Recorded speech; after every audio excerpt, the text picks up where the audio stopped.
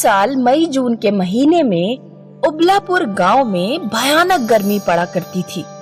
बारिश न होने के कारण तालाबों का पानी सूख जाता, साथ ही जमीन का जल स्तर भी नीचे चला जाता। इसीलिए हैंडपंप से पानी निकालने में परेशानी होती थी। अम्मा, नल का पानी फिर चला गया। बाल्टी में पानी होगा, उससे नहा ले। बाल्टी भी खाली है। अभी 1 घंटे पहले जब हैंडपंप में पानी आ रहा था तो मैंने बाल्टी भर कर रखी थी। सैफाली महारानी जी उसी से नहा ली होंगी। हमारा लड़का ऐसे ही बिना नहाए मलिच रह गया। मैंने भी तो कल पानी भर कर रखा था, तो तुम्हारा लड़का उससे नहा लिया। मैंने तो कुछ नहीं कहा, हमारी लड़की नहा ली तो तुम्हें बहुत बड़ी आफत आ गई। अपनी महारानी लड़की से कहो खुद हैंडपंप से पानी निकाल कर रखा करे, वरना लगाऊंगी किसी दिन 2-4 झापड़। मार कर दिखाना मुझे, मेरे हाथ तो जैसे हैं ही नहीं। सैफाली अपनी माँ के साथ रहती थी। उसके पिता की मृत्यु हो चुकी थी। सैफाली की उसकी चाची से अक्सर पानी के पीछे लड़ाई हुआ करती थी। सैफाली के पिता की मृत्यु के बाद चाचा चाची सैफाली और उसकी माँ को घर से निकाल देना चाहते थे। शाम को जब सैफाली के चाचा धनु सिंह घर लौटते हैं तो सोमवती अपने पति के खूब कान भरती है। आज तो आपकी भतीजी सैफाली मुझे मारने को लिपटी जा रही थी। जरा मैंने कह दिया कि हैंडपंप से पानी खुद निकाल कर रखा कर, ऐसे मारने को लिपटी वो मुझे। वो तो ये कहो कि बबलू घर पर था, उसने बचा लिया मुझे। भाभी ने कुछ नहीं कहा? तुम्हारी भाभी तो पूरा मजा ले रही थी। वो तो अपनी लड़की के हाथों मुझे पिटवाना ही चाहती है। इस तरह झूठ बोलकर सोमवती धनु सिंह को चढ़ा देती है। धनु सिंह गुस्से में तुरंत अपनी भाभी के कमरे में जाता है और उनका सामान बाहर निकालकर फेंकने लगता है। चाचा, ये क्या कर रहे हो? तुम लोग यहाँ से बाहर निकलो, भैया मर चुके हैं। अब तुम लोगों को यहाँ रहने का कोई मतलब नहीं। सैफाली और उसकी माँ सरपंच के पास धनु सिंह की शिकायत करने जाते हैं। पंचायत बैठती है, लेकिन सैफाली की चाची सरपंच को रिश्वत देकर फैसला अपने पक्ष में करवा लेती है। धनु सिंह, सोमवती और बबलू तीनों धक्के मारकर सैफाली और उसकी माँ को घर से बाहर निकाल देते हैं। माँ, अब हम कहाँ जाएंगे? बेटा, नानी के घर चलते हैं। इस गांव में धनु सिंह की वजह से हमें कोई आसरा नहीं देगा। भरी दोपहरी में सैफाली की माँ चलते चलते धूप और गर्मी के कारण बेहोश हो जाती है। उठो माँ, तुम्हें क्या हो गया? सैफाली इधर उधर पानी खोजने लगती है, लेकिन उस वीराने में उसे कुछ नहीं मिलता। वो दौड़ती हुई झाड़ियों के पास पानी की तलाश में जाती है। वहाँ उसे एक हैंडपंप दिखाई देता है। हैंडपंप खराब था, उसमें हैंडल नहीं था। सैफाली तुरंत एक मजबूत लकड़ी ढूंढकर हैंडल बनाती है और हैंडपंप में फिट करती है। 1 घंटे लगातार प्रयास करने के बाद नल से कुछ निकलना शुरू होता है, लेकिन वो पानी नहीं, तरल सोना था जो बाहर निकलते ही जम जाता। ये तो सोना है। सैफाली थोड़ा सा सोना लेकर ही अपनी माँ के पास दौड़ती है। माँ अभी भी बेहोश थी। एक नौजवान घुड़सवार रास्ते से गुजर रहा था। सैफाली उसके पास जाकर बोली, मेरी माँ को अस्पताल तक पहुँचा दो और बदले में ये सोना ले लो। घुड़सवार सैफाली और उसकी माँ को अस्पताल तक छोड़ देता है। फिर मिलेंगे। अस्पताल में माँ का कुछ दिन इलाज चलता है और वो ठीक हो जाती है। माँ, नानी घर जाकर बोझ बनने की जरूरत नहीं है। सोना देने वाले हैंडपंप के पास ही हम झोपड़ी डाल लेंगे और वहीं रहेंगे। सैफाली और उसकी माँ हैंडपंप से जरूरत के मुताबिक सोना निकालकर बेच देते हैं और झोपड़ी बनाकर जरूरत का सामान खरीद लेते हैं। घुड़सवार जब भी रास्ते से गुजरता तो सैफाली से मिलकर जाता। एक दिन बबलू ने बाजार में सैफाली को बहुत अच्छे कपड़े पहने घुड़सवार के साथ घूमते देख लिया। बबलू सारी बात जाकर अपने अम्मा बापू को बताता है। जब वे लोग गांव के बाहर झोपड़ी में रह रहे हैं, तो उनके पास इतने पैसे कहां से आ रहे हैं? धनु सिंह एक दिन चुपके से शेफाली का पीछा करता हुआ उसकी झोपड़ी तक पहुंचता है। वो शेफाली को हैंडपंप से सोना निकालते देख लेता है। धनु सिंह घर आकर एक बैलगाड़ी तैयार करता है। ये बैलगाड़ी से आप कहाँ जा रहे हैं? शेफाली की झोपड़ी के पास एक हैंडपंप है जो सोना देता है। आज रात हम उस हैंडपंप के नीचे का सारा सोना चुराकर बैलगाड़ी से ले आएंगे। रात में धनु सिंह, सोमवती और बबलू शेफाली की झोपड़ी पर जाते हैं। सबसे पहले वे शेफाली और शेफाली की माँ के मुंह पर नशीली दवा रुमाल में रखकर उन्हें सुंघाते हैं और उन्हें बेहोश कर देते हैं। फिर 4-5 घंटे तक हैंडपंप से सोना निकालते रहते हैं। बैलगाड़ी पूरी भर जाती है। वे अपने थैले और कपड़ों में भी सोना ठूंस लेते हैं, लेकिन हैंडपंप से सोना निकलना बंद नहीं होता। लगता है नीचे कोई बहुत बड़ी सोने की खान है। अब बस कीजिए, इतना सोना बहुत है, इसे ही ले जाने में बहुत परेशानी होगी। धनु सिंह का परिवार बैलगाड़ी पर सोने का ढेर रखकर अपने गांव की ओर चल देता है।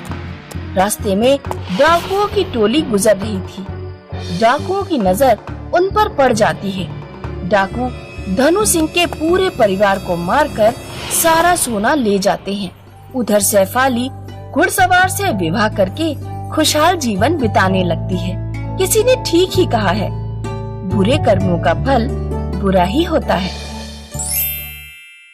ढोलकपुर गांव में रामलाल अपने बेटे और बहू के साथ रहता था।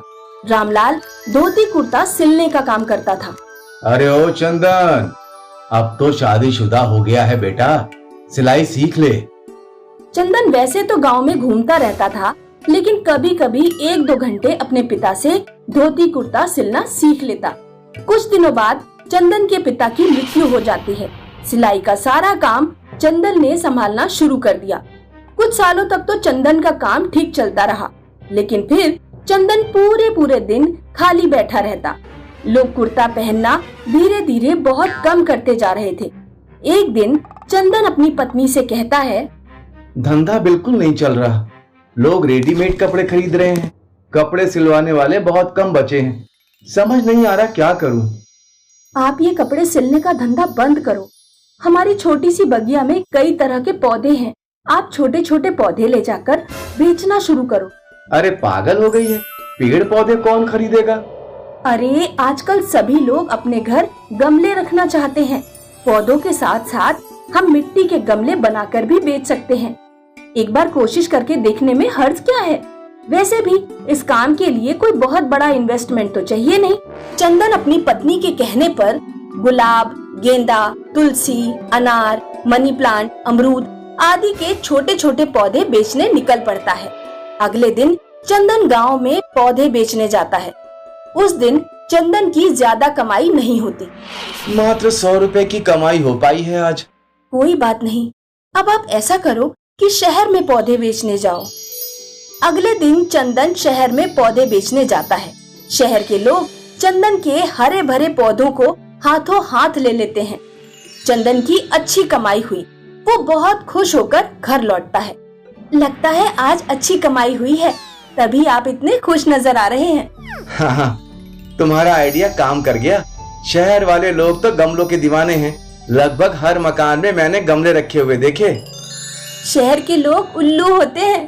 पहले मकान बनवाकर सारे पेड़ पौधे काट डालते हैं, फिर अपने घर पर पौधे रखकर सोचते हैं कि हमारे घर हरियाली है। अब चंदन हर दिन अपनी पत्नी के लिए कुछ न कुछ लेकर आता। कभी सूट, कभी साड़ी, कभी कुंडल। एक दिन पड़ोस वाली गीता चंदन के घर आती है। अरे भाभी जी, थोड़ी चीनी दे देना, हमारे घर खत्म हो गई है, परसों लौटा देंगे। आप बैठिए, मैं अभी देती हूँ। चंदन की पत्नी चीनी लेने अंदर किचन में चली जाती है।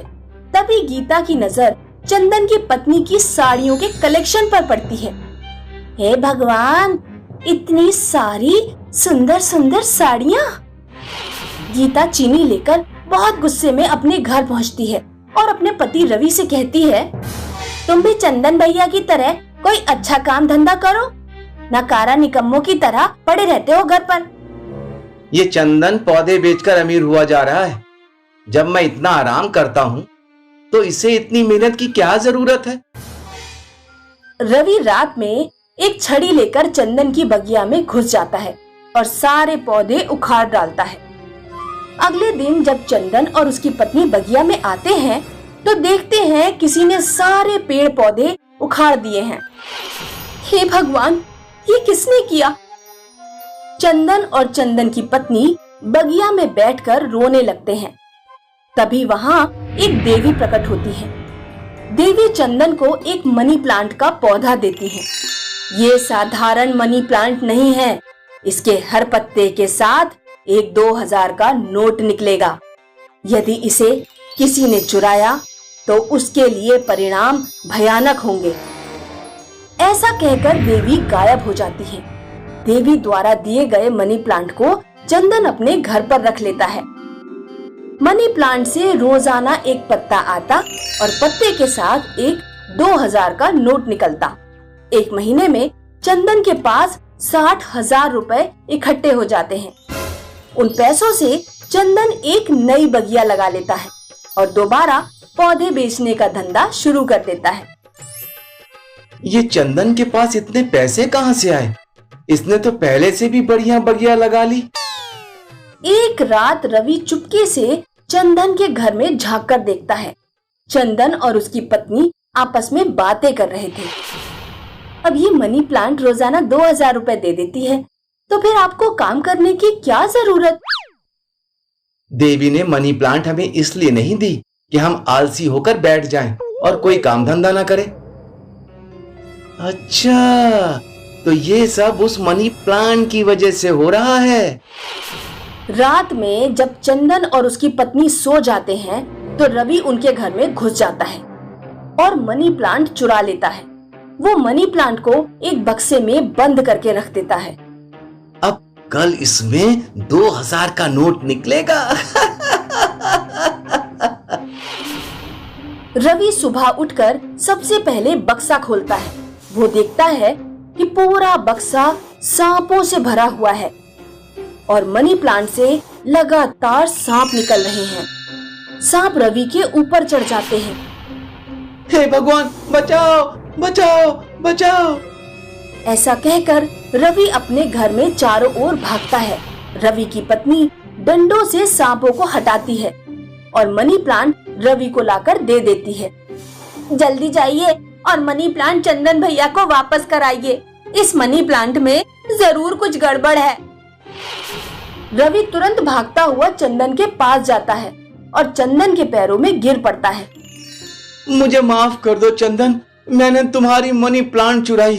चंदन जैसे ही अपने हाथों में मनी प्लांट लेता है, सभी सांप गायब हो जाते हैं। ऐसा तुमने क्यों किया रवि? मेरे पास कोई काम धंधा नहीं है। अगर ऐसी बात है तो तुम्हें मुझे पहले बताना चाहिए था।